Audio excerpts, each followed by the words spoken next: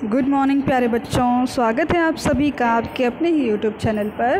तो बेटा आज की वीडियो में हम बात करने जा रहे हैं क्लास 10th की साइंस की वर्कशीट नंबर 16 पर। आज का हमारा टॉपिक है विस्थापन तथा द्विविस्थापन रासायनिक अभिक्रिया। तो पिछली अपनी कुछ वीडियोस में हम बात कर चुके हैं कि क्या होता है विस्थापन और द्विविस्थापन रासायनिक अभिक्रिया। आइए एक बार शॉर्ट में फिर समझ लेते हैं। मान लीजिए मेरे पास एक यौगिक है AB, वो अभिक्रिया करता है किसी और तत्व या पदार्थ के साथ C। जब ये अभिक्रिया कर रहा है तो अभिक्रिया करके ये हमको दे रहा है, देखिए विस्थापन बोल रहे हैं, यानी कि चीज़ों की अदला बदली देखी जाएगी। तो हम मान लेते हैं कि ये जो पदार्थ हमारा यौगिक है AB, ये यहाँ से बीच में से टूटेगा। जब ये टूटेगा तो जो हमारा B है वो A को छोड़कर C के साथ निकल लेगा। तो क्या बन जाएगा, हमारा A तो अकेला ही रह गया और B C ने मिलकर एक नया पदार्थ बना दिया। तो आपने यहाँ देखा कि A और B जो यौगिक था, अब वो एक यौगिक नहीं रहा, यहाँ से A अलग निकल गया। तो A एक तत्व के फॉर्म में, एक तत्व के रूप में अलग हो गया बिल्कुल। अब अगर मैं बोलूँ कि यहाँ पे ये हाइड्रोजन था और ये अगर HCl था B, तो यहाँ से देखो हाइड्रोजन बिल्कुल अलग हो गया, ये हाइड्रोजन बन के अलग, यानी ये अकेला ही रह गया और जो Cl है वो दूसरे के पास चला गया। इसी तरह अगर मेरे पास दो यौगिक हों तब क्या होगा। अगर मेरे पास दो यौगिक हों, मान लेते हैं एक यौगिक AB तथा दूसरा यौगिक CD है मेरे पास। अब इनमें अगर अभिक्रिया कराई जाए तो क्या होगा, हमें मालूम है विस्थापन होना है। उसके लिए जो हमारा पदार्थ है, यौगिक है, वो बीच में से टूटेगा कुछ इस तरह से, यानी कि दोनों कंपोनेंट्स इसके अलग अलग होंगे। तो जो A है इसको ऐसा देखिए, आगे वाला और पीछे वाला, ये भी आगे वाला पीछे वाला। तो इस आगे वाले को दूसरे का पीछे वाला मिलेगा, आगे वाला दूसरे वाले का आगे वाला नहीं ले सकता, ठीक है। ये कैटाइंस और एनाइन का इनमें डिफरेंस अंतर होता है, उसके आधार पर यौगिक बनते हैं। तो जो आगे वाला, एक यौगिक का जो आगे वाला भाग है वो दूसरे यौगिक के पीछे वाले भाग के साथ जाके जुड़ेगा, तभी तो पूरा पदार्थ बनाएगा, तब पूरा यौगिक बनेगा। इसी तरह जो हमारा B पदार्थ है, जो B भाग है हमारा यौगिक AB का, वो CD यौगिक के C के साथ जुड़ जाएगा और हमको क्या मिल जाएगा, हमको मिल जाएगा AD प्लस BC। तो हमने यहाँ क्या देखा, यहाँ भी हमने देखा कि विस्थापन हुआ है। एक यौगिक दो अपने भागों में टूटकर दो नए यौगिक बना रहा है, दो यौगिक ने भागों में टूटकर दो नए यौगिक बना रहा है। तो इस तरह से हमने देखा कि यहाँ पर द्विविस्थापन हुआ है, ठीक है। चलिए आगे बात करते हैं। तो द्विविस्थापन होता है या नहीं होता, ये किस बात पर निर्भर करेगा। इसके लिए हमको पढ़ना होता है, हमारे पास एक परमाणुओं की क्रम होता है जिसको हम बुलाते हैं एक्टिविटी सीरीज़। अगर मैं इसको हिंदी में बोलूँ, एक्टिविटी सीरीज़ होती है, क्रम होता है परमाणुओं का, एक्टिविटी का, यानी कि अभिक्रियाशीलता, कि वो अभिक्रिया करेगा या नहीं करेगा। अभिक्रियाशीलता कि वो कितना अभिक्रियाशील है, कितना एक्टिव है या नहीं है, ये किस बात पर निर्भर करेगा। इसके लिए हमको एक सीरीज़ जाननी होगी, उसी से हमको पता लगेगा। तो आइए हम उस सीरीज़ को जानने की कोशिश करते हैं। तो ये रही वो हमारी क्रियाशील तत्वों की का क्रम। आप हमको इसको याद करना है।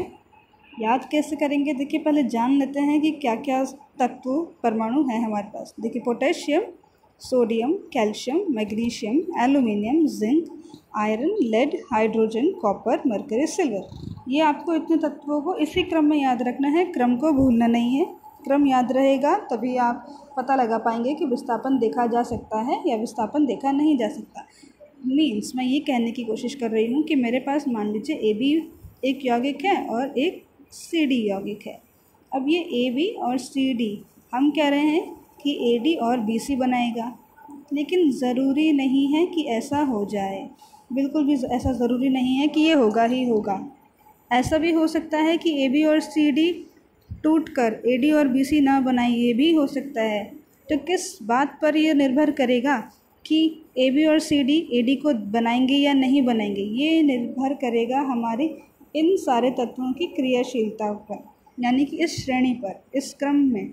ये क्रम आपको याद होना चाहिए, तभी आप पता लगा सकते हैं कि अभिक्रिया होगी या नहीं होगी। तो आइए इसको याद करने की कोशिश करते हैं। इसको याद करने के लिए हमको वर्कशीट में ही एक ट्रिक दी गई है। देखिए क्या है हमारी ट्रिक। हमारी ट्रिक है कि काशीनाथ का माली, यहाँ से देखिए, आलू ज़रा फीके पकाता है क्योंकि होगा एड्स कहना चाह रहे हैं, क्योंकि होगा एड्स। अब काशी यानी कि पोटेशियम, के इसका सिंबल के है, प्रतीक के है तो के हो गया। नाथ से Na किसका प्रतीक होता है? सोडियम का। का किसका? कैल्शियम का ही। माली से मैग्नीशियम Mg हो जाएगा। आलू Al एल्यूमिनियम। इसी तरह ज़रा जिंक। Pk से आयरन Fe, पकाता लेड Pb है, H हो गया क्योंकि कॉपर हो गया। C से होगा से Hg हो गया। एज से Ag हो गया यानी कि सिल्वर, चांदी। तो ये आपको याद करना है।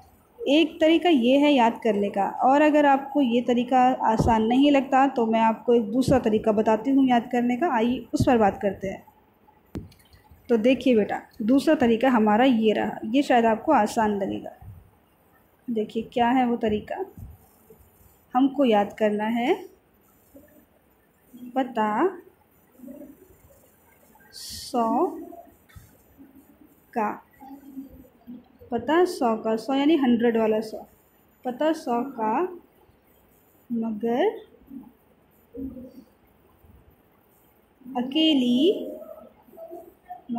अकेली जिंक आयरन लेडी है। आयरन को ऐसे ही लिख दो, आयरन लेडी है। पता 100 का मगर अकेली जिंक आयरन लेडी है। तो मैं कहना ये चाह रही हूँ कि मैं 100 लोगों को जानती हूँ, लेकिन उनमें से अकेली आयरन ही तो एक ऐसी है, अकेली जिंक ऐसी है जो आयरन लेडी है। आयरन लेडी मीन्स बहुत स्ट्रॉन्ग लेडी है, ठीक है। मैं 100 के बारे में जानती हूँ, लेकिन अकेली जिंक ही ऐसी है जो एक आयरन लेडी है। तो देखो पता यानी कि पोटेशियम, और पोटेशियम का प्रतीक होता है के। पता पोटेशियम का प्रतीक के। 100 सोडियम का प्रतीक Na। पता 100 का यानी कैल्शियम कैल्शियम। मगर Mg यानी कि मैग्नीशियम। अकेली यानी कि एल्यूमिनियम Al एल्यूमिनियम। पता 100 का मगर अकेली जिंक आयरन लेडी है। पता 100 का मगर अकेली जिंक। अब जिंक पे आगे जिंक यानी जिंक, आयरन यानी आयरन, आयरन का प्रतीक Fe होता है। Fe लेडी यानी कि लेड यानी Pb, और है यानी हाइड्रोजन के लिए हम लिखेंगे H। देखिए कितना आसान हो गया याद करना। तो हम कैसे याद करेंगे उसको? पता 100 का मगर अकेली जिंक आयरन लेडी है। तो पता पोटेशियम, 100 सोडियम, का कैल्शियम, मगर मैग्नीशियम, अकेली aluminium, zinc iron lady lead, है हो गया H। देखिए कितना आसान हो गया। इसके बाद 3 एलिमेंट्स और याद करने हैं, अब इनको भी याद कर लेते हैं। अब देखिए आगे है कॉपर, मरकर, सिल्वर,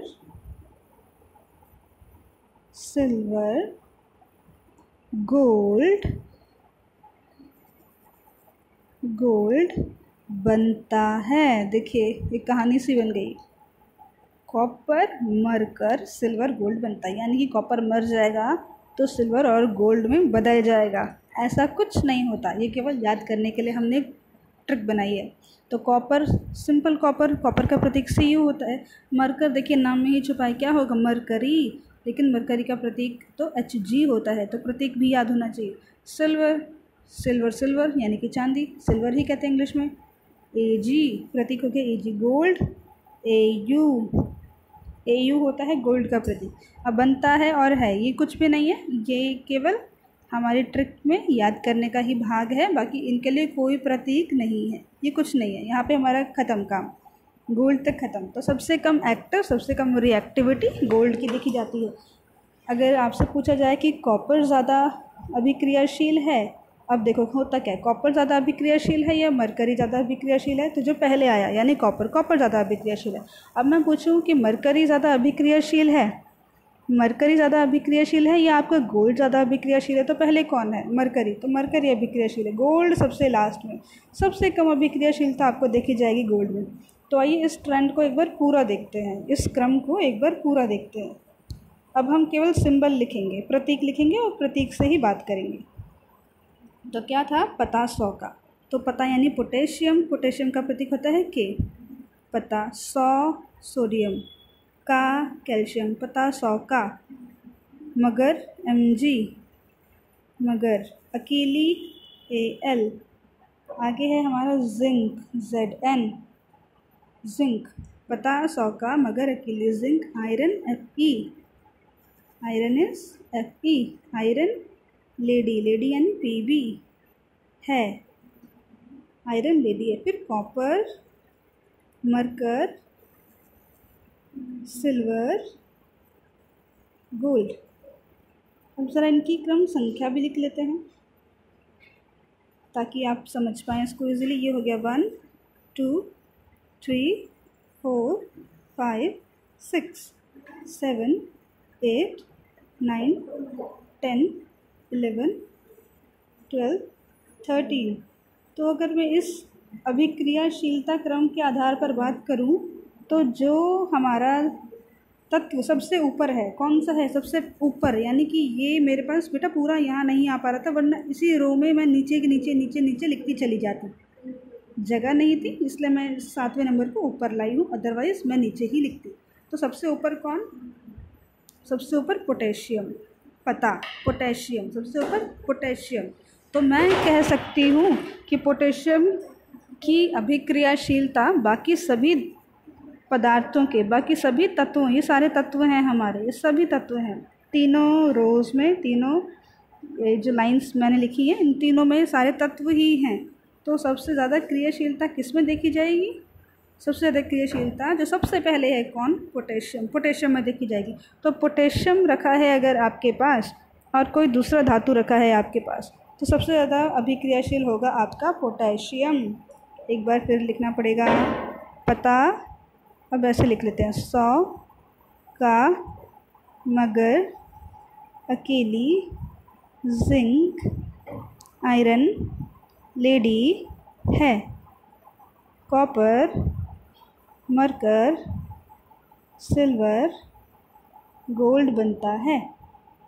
चलिए, तो अगर मैं बोलूं कि मेरे पास, मान ले मेरे पास सोडियम, जैसे ये ले लेते हैं हम NaOH है, मेरे पास NaOH है, अगर मैं इसमें पोटेशियम डाल दूं, अगर मैं इसमें पोटेशियम डाल दूं तो क्या ये अभिक्रिया होगी, क्या ये अभिक्रिया होगी या नहीं।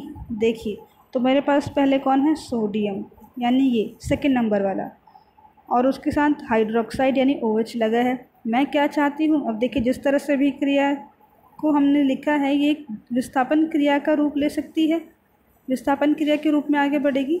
लेकिन विस्थापन क्रिया तब बनेगी अगर ये जो मेरा पोटेशियम है उसके पास इतनी क्षमता होगी कि वो NaOH में से OH को अपने पास खींच के ले जाए और सोडियम को अकेला छोड़ दे, अकेला करवा दे।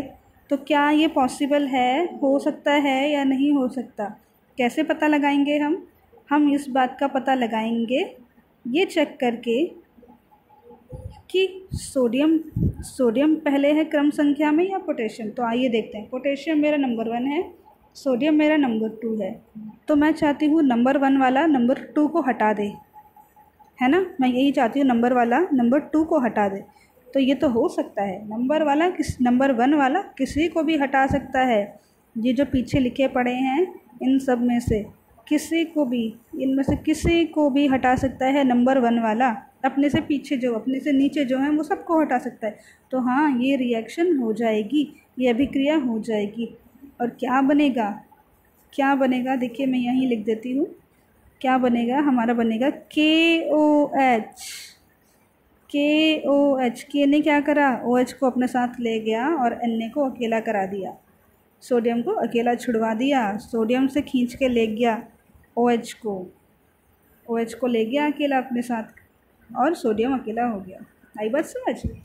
अब अगर मैं इस रिएक्शन को उल्टे में बात करूँ, उल्टे में कैसे कि मान लें हमारे पास KOH है और मैं बोलूँ कि मुझे इसकी रिएक्शन अभिक्रिया करानी है सोडियम के साथ, तो अब बताइए क्या अभिक्रिया होगी? तो हमको पता है हमारे पास जो क्रम है अभिक्रियाशीलता का वो क्या है, पता 100 का।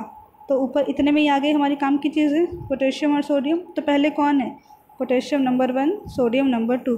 तो हम क्या चाह रहे हैं कि जो नंबर 2 है वो नंबर 1 को रिप्लेस करे। तो क्या ऐसा हो सकता है? बिल्कुल नहीं हो पाएगा। तो यहाँ पे अभिक्रिया बिल्कुल नहीं देखी जाएगी। नंबर 2 नंबर 1 को रिप्लेस विस्थापित नहीं कर सकता। तो यहाँ पे हम बोलेंगे कि ये अभिक्रिया नहीं हो सकती। ये यहाँ पे विस्थापन अभिक्रिया नहीं हो सकती, विस्थापन नहीं हो सकता तो ये अभिक्रिया भी नहीं हो सकती। आई होप आपको समझ आया होगा। ठीक, तो इसी तरह से हम चेक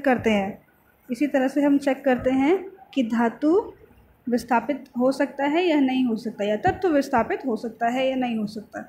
आइए अब लौटते हैं अपनी वर्कशीट पर। तो देखिए ये आ गई हमारी वर्कशीट। इसमें से वही विस्थापन अभिक्रिया क्या होती है ये हम पहले ही बात कर चुके हैं, एक बार फिर पढ़ लेते हैं। विस्थापन अभिक्रिया एक रासायनिक अभिक्रिया है जिसमें अधिक अभिक्रियाशील या क्रियाशील तत्व एक कम क्रियाशील तत्व को उसकी यौगिक से विस्थापित कर देता है। तो कम ज़्यादा कैसे पता लगाएंगे, जैसे जैसे हम इस रो में ये जो लाइन में हमने ट्रेंड में रखे हुए हैं एलिमेंट्स तत्व नीचे की तरफ आएंगे तो क्रियाशीलता घटती जा रही है। अगर मैं ऊपर की तरफ जाऊंगी तो क्रियाशीलता बढ़ती जा रही है। देखिए नीचे आते हुए देखते हैं, सोडियम सबसे अधिक क्रियाशील, पोटेशियम सबसे अधिक क्रियाशील, सोडियम थोड़ा कम, कैल्शियम थोड़ा और कम, मैग्नीशियम थोड़ा और कम, एल्यूमिनियम थोड़ा और कम।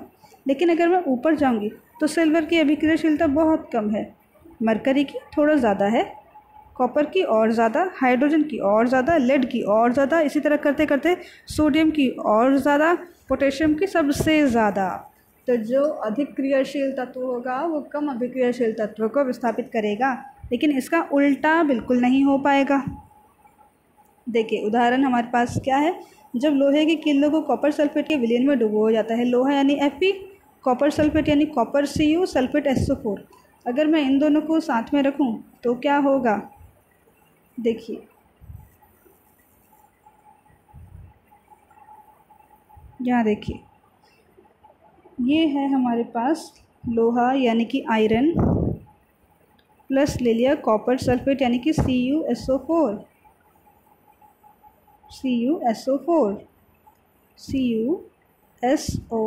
इन दोनों की भी क्रिया करानी है। अब सोच के देखिए हमारा ट्रेंड क्या था, ऊपर से नीचे की तरफ आके देखिए, पता 100 का मगर अकेली जिंक आयरन, यहाँ पे आ गया आयरन, Fe लिख लो, आयरन लेडी है, कॉपर नीचे है, आयरन ऊपर है। तो हम चाहते हैं जो कॉपर सल्फेट बना हुआ है उसमें से लोहा क्या करे, किसको ले जाएगा, सल्फेट को खींच के ले जाए, तो हो पाएगा। देखिए आयरन ऊपर है, लोहा ऊपर है, कॉपर नीचे है, तो हाँ ऊपर वाला ज़्यादा अभिक्रियाशील है तो वो नीचे वाले से समान खींच सकता है। तो ऑब्वियसली यहाँ पे अभिक्रिया हो जाएगी, क्या बन जाएगा, FeSO4, Fe ले गया SO4 को छुड़ा के कॉपर से और कॉपर रह गया अकेला, तो यहाँ पे विस्थापन अभिक्रिया हो पाएगी। अब ज़रा इसी को उल्टे में देख के बात करते हैं। देखिए चलिए दूसरा एग्जाम्पल दिया गया है, इसको उल्टे में भी रख के देख सकते हैं और एक जिंक के साथ भी देख सकते हैं। आइए अब जिंक के साथ देखते हैं, क्या जिंक के साथ अभिक्रिया हो पाएगी। देखिए मेरे पास है Zn यानी कि जिंक, हमारे पास है जिंक, साथ में था कॉपर सल्फेट। अब बताएं अभिक्रिया होगी या नहीं होगी, फिर से रख के देखो और इनके नामों को श्रेणी में लगाओ।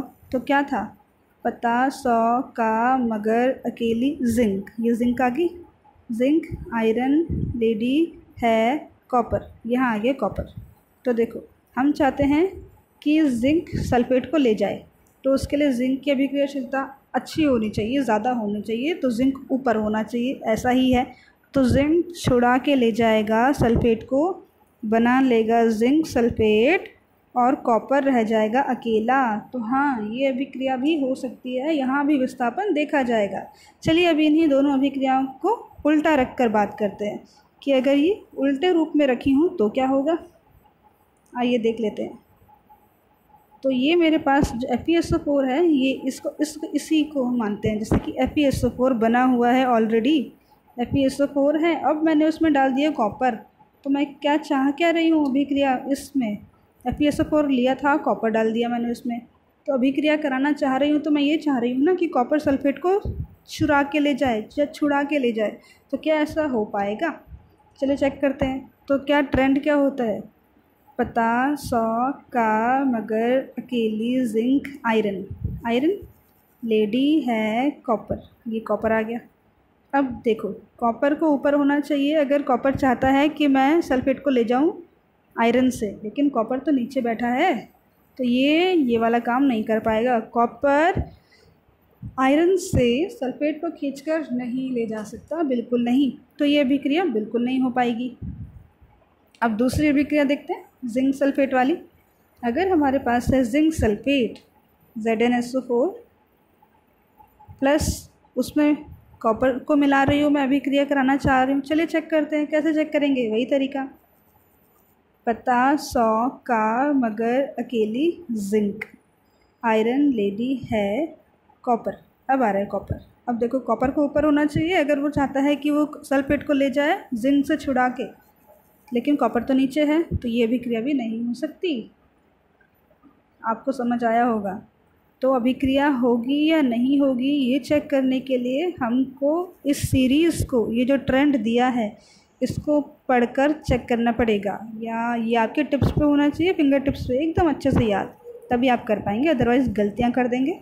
ठीक है, रट्टा नहीं मारना, केवल इसको समझ के याद कर लें आप। चलिए आगे बात करते हैं द्विविस्थापन की। जैसा पहले डिस्कस करा है हमने, रासायनिक अभिक्रियाएं जिनमें अभिकारकों के बीच आयनों का आदान प्रदान होता है द्विविस्थापन अभिक्रिया कहलाती हैं। जब हम बेरियम क्लोराइड के विलयन में सोडियम सल्फेट विलयन मिलाते हैं तो हम देखते हैं कि सफ़ेद पदार्थ जो पानी में अघुलनशील है वो बनता है। बनने वाले इस अघुलनशील पदार्थ को अवक्षेप कहते हैं। कोई भी अभिक्रिया जो अवक्षेप उत्पन्न करती है अवक्षेपण अभिक्रिया कहलाती है। जैसे कि BaSO4 यानी कि बेरियम सल्फेट का सफ़ेद अवक्षेप सल्फेट और बेरियम की अभिक्रिया से बनता है। अन्य उत्पाद जो साथ में बनता है उसका नाम है सोडियम क्लोराइड।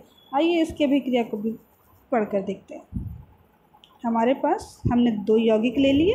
अब यौगिक में जैसे कि मैंने आपको बताया था आयन्स होते हैं, आयनों की वो अदला बदली होती है। तो मेरा एक यौगिक पहले है Na2SO4, एक मिनट बेटा, Na2SO4 sodium sulphate, sodium SO4 sulphate, sodium sulphate. इसकी अभिक्रिया मैंने कराई बेरियम क्लोराइड के साथ, BaCl2 barium chloride, BaCl2 barium chloride. अब ये अभिक्रिया होगी या नहीं होगी, तो इसका तो निर्धारण हम कर सकते हैं अपनी उसके आधार पर, क्रम अभिक्रियाशीलता के आधार पर। तो सोडियम काफ़ी अच्छा हमारा अभिक्रियाशील तत्व है, तो ये बेरियम से क्लोरीन को लेके चला जाएगा और होगा क्या, सल्फेट और बेरियम जो बच गए वो आपस में अभिक्रिया कर लेंगे। ठीक है, तो हमने इसको पढ़ा ही था कि सोडियम तो दूसरे नंबर पे आता है अभिक्रियाशीलता में, तो सोडियम बेरियम से क्लोरीन को छुड़ा ले जाएगा। तो क्या बनाएंगे, तो ये बनाएंगे सोडियम क्लोराइड बनाएंगे, यानी एक तो बन गया NaCl। देखो ये यहाँ से टूटा, ये यहाँ से टूटा, सोडियम ने Cl को ले लिया, तो आपको पता ही है ना NaCl होता है, सोडियम क्लोराइड होता है। तो फॉर्मूला इस तरह से लिखा जाएगा NaCl, आपने पढ़ा है NaCl, तो Na2Cl2 इस तरह से कुछ नहीं लिखना, NaCl लिखेंगे आप। एक तो सोडियम क्लोराइड बना, साथ में और क्या बना, ये BaSO4, तो ये बना लेगा BaSO4 यानी कि बेरियम सल्फेट बना लेगा। अब ये जो सोडियम क्लोराइड है ये एक्वस यानी कि पानी में घुला हुआ रहता है, और ये जो मेरा बेरियम सल्फेट है इसके अवक्षेप बन जाते हैं। अवक्षेप यानी कि कुछ कण जैसे बन जाते हैं, इकट्ठा हो जाता है तली पे इकट्ठा होके रह जाएगा। इस तरह से। जैसे मान लें एक बीकर में मैंने जहाँ अभिक्रिया कराई है तो उसमें ऐसे नीचे इकट्ठा हो जाएगा सफ़ेद रंग में, लेकिन सफ़ेद रंग का बेरियम सल्फेट इकट्ठा हो जाएगा। तो हमने क्या देखा, इस अभिक्रिया में कुछ अवक्षेप उत्पन्न हुआ, एक ऐसा पदार्थ बन गया जो घुला नहीं हुआ है, अलग से निकल के आया। पहले तो हमने इसको लिया ही नहीं था, अभिक्रिया करने के दौरान ये हमारे पास नहीं था, लेकिन बाद में बन गया और तली में बैठ गया। इसको हम बुलाते हैं अवक्षेप। और जिस अभिक्रिया में अवक्षेप बनता है उसको हम अवेक्षण अभिक्रिया बुलाते हैं। तो अवेक्षण अभिक्रिया ये जो हमारी इनको डबल डिस्प्लेसमेंट कहते हैं। तो जो द्विविस्थापन अभिक्रिया होती हैं इनमें हर अभिक्रिया में हमें अवक्षेपण देखने को मिलता है, सभी अभिक्रियाओं में अवक्षेपण देखने को मिलता है। तो मैं आपके साथ और इस तरह की अभिक्रियाएं शेयर करूंगी। अभी के लिए आप इसको समझें, इस इक्वेशन को समझ के याद भी कर लें कि सूत्र किस तरह से लिखा जाएगा और अवक्षेप किस रंग का होगा। ये क्वेश्चन आपसे काफ़ी बार पूछा जाता है कि बेरियम सल्फेट, सोडियम सल्फेट और बेरियम क्लोराइड की अभिक्रिया किस प्रकार की अभिक्रिया है, अभिक्रिया बंद होती है तो क्या होता है, या फिर बेरियम सल्फाइड किस रंग का होता है, कौन सी अभिक्रिया में बनता है, वगैरह वगैरह कई तरह के प्रश्न बन जाते हैं। आइए क्वेश्चंस पर बात कर लेते हैं। नीचे दिए गए युग्म से अधिक अभिक्रियाशील तत्व की आप पहचान कर लेंगे। ये बहुत अच्छे से हो जाएगा, मैंने बहुत अच्छे से आपको करा दिया है। निम्नलिखित को पढ़ें और प्रश्न का उत्तर दें। अदिति ने लोहे की कीलों को कॉपर सल्फेट के विलयन में डुबोया। तबस्सुम ने तांबे के तार में डुबोया। कुछ समय बाद अदिति ने देखा कि लोहे की कील पर तांबा जमा हो गया है। तबस्सुम ने तांबे के तार पर कोई जमाव नहीं देखा। इसका कारण क्या हो सकता है, ये आप बताएंगे। सारा विस्थापन और विस्थापन कहाँ, यानी कि जो क्रम आपने पढ़ा है तत्वों का सारा वहीं से जवाब आपको मिल जाएगा। तो आई होप आप इसको खुद बहुत अच्छे से कर लेंगे। फिर भी अगर आपको कोई डाउट रह जाता है तो आप मुझसे डिस्कस कर सकते हैं, इधर इन कमेंट सेक्शन और इन योर क्लास ग्रुप। आप अपने चाहे क्लास के ग्रुप में मुझसे पूछ सकते हैं या यहीं पर कमेंट सेक्शन में बात कर सकते हैं। तो आई होप आपको आज का वीडियो समझ आया होगा और अच्छा भी लगा होगा। यहाँ आज कुछ नया था आपके सीखने के लिए, तो आई होप आपने सीखा। In case you feel any doubt, you can ask me in comment section. बाकी हम मिलेंगे नेक्स्ट वीडियो में, तब तक के लिए take care and good bye.